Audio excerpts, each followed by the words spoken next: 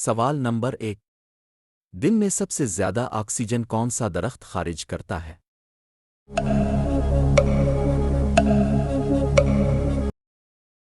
जवाब: पीपल का दरख्त। सवाल नंबर 2। इंसानी जिस्म में खून साफ करने वाला उज़्व कौन सा है?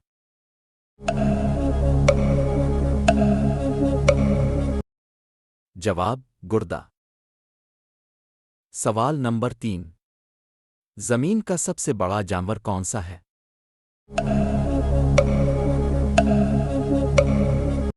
जवाब: नीली व्हेल। सवाल नंबर 4। पाकिस्तान में सबसे ज्यादा बोला जाने वाला सूबाई ज़बान कौन सी है?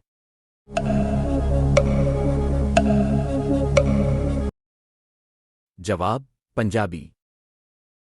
सवाल नंबर 5। दुनिया का सबसे ज्यादा इस्तेमाल होने वाला धातु कौन सा है?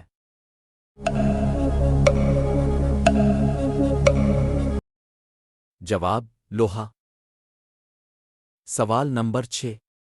दुनिया का सबसे लंबा दरिया कौन सा है?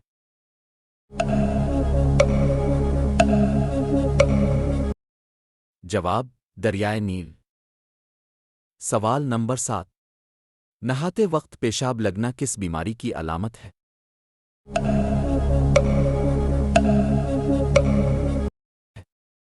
जवाब: कोई बीमारी की अलामत नहीं।